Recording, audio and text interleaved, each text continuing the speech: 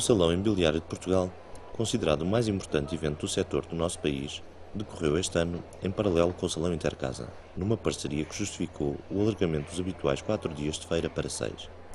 Entre os dias 11 e 16 de outubro, o SIL, cuja organização foi levada a cabo pela Feira Internacional de Lisboa, e a Associação Industrial Portuguesa, com o apoio da Câmara Municipal de Lisboa, projetou, ainda com mais força, novas e emergentes áreas, como são as do arrendamento e da reabilitação urbana. A Associação dos Profissionais e Empresas de Mediação Imobiliária de Portugal marcou presença nesta 14ª edição do certame, com um stand de âncora de 600 metros quadrados, dedicados à APMIP e à agregação de todos os seus projetos estratégicos, desde a APMIP TV, a APMIP Solidária, a APMIP Internacional, Academia APMIP, Gabinete de Estudos, Casa ES e o mais recente projeto Casa Ripero, até à presença de alguns dos parceiros que apoiam os serviços prestados por esta associação, entre os quais a Agência Nacional para a Energia, a ADEN, o Instituto dos Registros e Notariado, IRN, a União de Créditos Imobiliários, UCI, a Seguradora Tranquilidade e a Rede Comprar Casa. A dimensão deste stand não passou despercebida aos milhares de visitantes da feira, não apenas pelo seu tamanho, mas pela quantidade e qualidade dos projetos presentes e das atividades que decorreram, tal como reconheceu o Comendador Rocha de Matos, presidente da AIP. Eu diria que é uma pedra basilar, porque não só por aquilo que a associação representa, mas também pelo trabalho que desenvolve e pela importância que tem relativamente ao setor, a sua presença aqui só engrandece o salão, dá-lhe maior dimensão e nós ficamos muito felizes por tê-los aqui connosco. Também Roberto Colomer, presidente da UCI, destacou o stand da APMIP como âncora neste salão imobiliário. Bueno, APMIP es difícil comprender este salón inmobiliario sin APMIP, porque APMIP é a organización, a asociación de referencia do principal sector de actividad inmobiliaria, inclusive en un momento como o momento actual que há una crisis importante en toda Europa, no solamente en Portugal. APMIP continúa siendo un punto de referencia fundamental para continuar desenvolvendo uma atividade que é fundamental para a economia do país. A APMIP é um incontornável, como dizem os franceses. O Salão Imobiliário de Portugal foi também palco do Seminário Nacional da APMIP. Sob o tema O setor da construção e do imobiliário como motor da recuperação económica, a APMIP reuniu personalidades como Helena Roseta, vereadora da Câmara Municipal de Lisboa, Manuel Reis Campos, presidente da CPCI, Luís Mira Amaral, presidente executivo do Banco BIC Português, Pedro Megre, diretor-geral da UCI Portugal, e ainda Assunção Cristas, ministra da Agricultura, do Mar, do Ambiente e do Ordenamento do Território.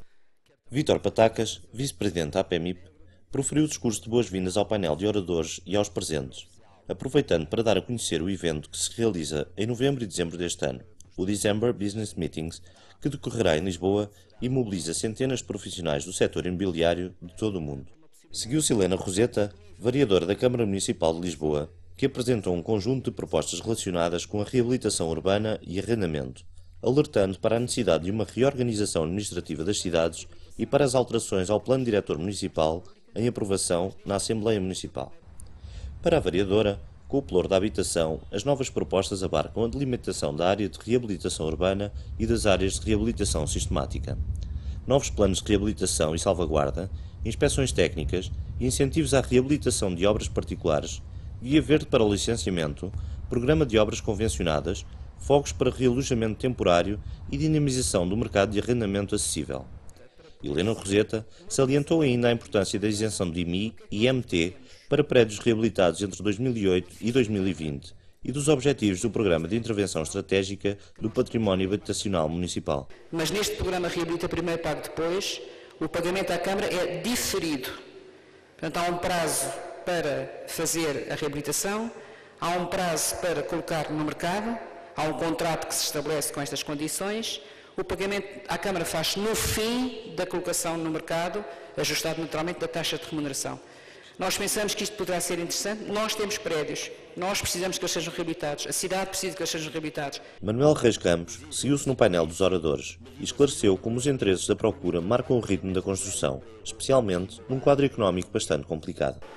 Temos plena consciência do atual quadro conjuntural e em especial do papel que neste contexto deve ser desempenhado pela construção e pelo imobiliário.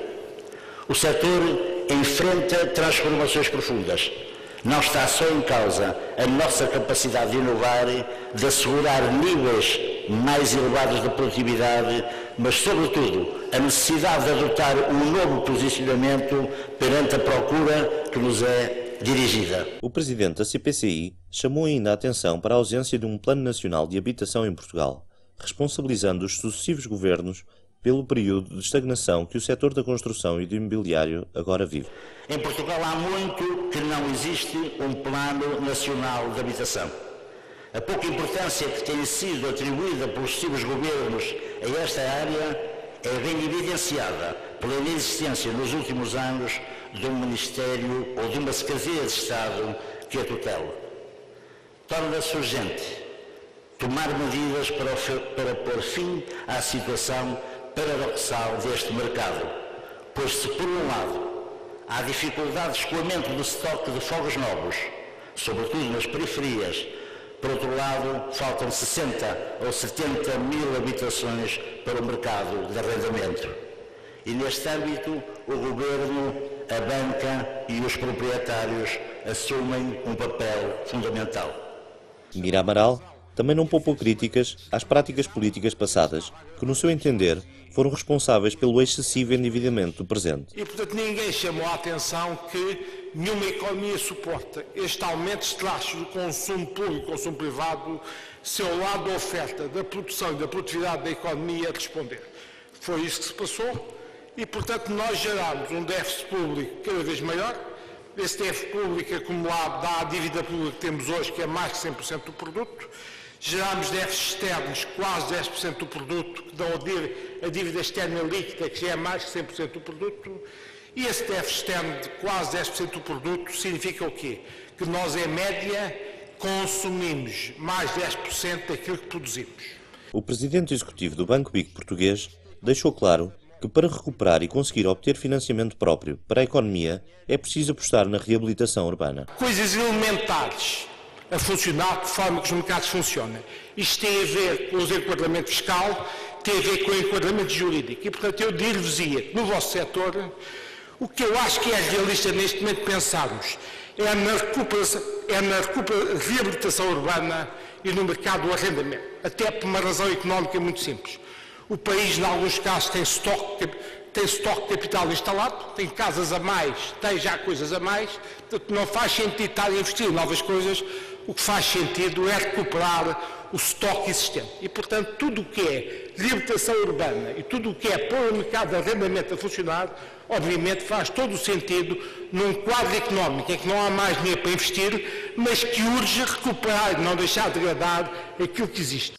Também Pedro Megre, diretor-geral do OCI Portugal, traçou o difícil panorama económico global em que as instituições bancárias se movem, mas deixou uma perspectiva mais otimista e esperançosa para o setor imobiliário, afirmando a vocação da própria OCI na tentativa de normalização do acesso ao crédito à habitação. Este binómio, esta relação crédito-habitação, setor imobiliário, no futuro e no futuro próximo, porque um futuro a longo prazo também, os tempos recentes já nos explicaram que não podemos pensar muito a longo prazo ou fazer grandes previsões a longo prazo com a variabilidade que temos no dia-a-dia, por certo não serão exatas, mas no futuro a curto prazo este binómio não passa pelo regresso ao passado e não passa pelo regresso ao passado e nem devemos esperar, nem devemos preparar a nossa estratégia de negócio tendo em conta que vamos voltar ao crédito barato, já hoje ouvimos falar aqui porquê, e à forma como este crédito era concedido.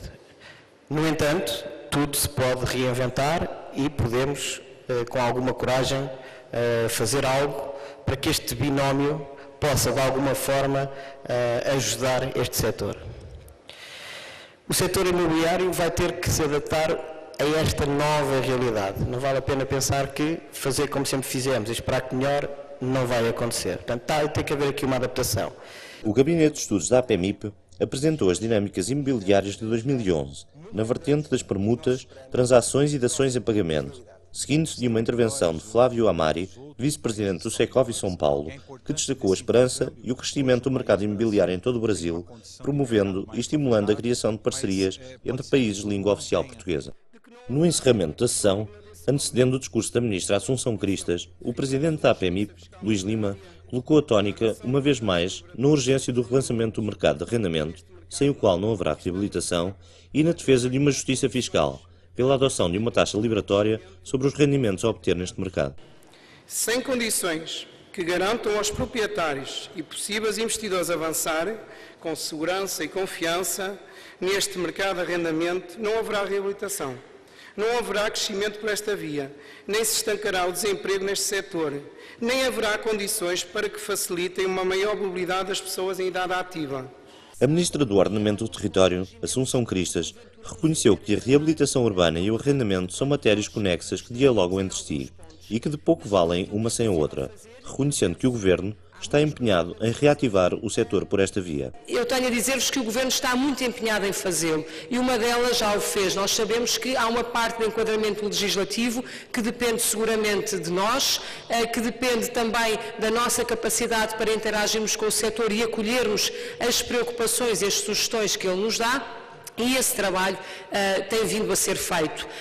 Nós temos aprovado em Conselho de Ministros a Lei da Reabilitação Urbana, melhor dizendo, uma proposta de lei, que será, aliás, já está no Parlamento, para vir a ser trabalhada ainda no Parlamento e vir a ser aprovada, e até ao final do ano vamos completar o quadro legislativo com uma revisão da Lei do Arrendamento. E sabemos que estas duas matérias são absolutamente estruturantes da alteração que se pode dar neste setor e sabemos que elas têm de dialogar entre si, têm que apontar no mesmo sentido e que uma não vale muito sem a outra.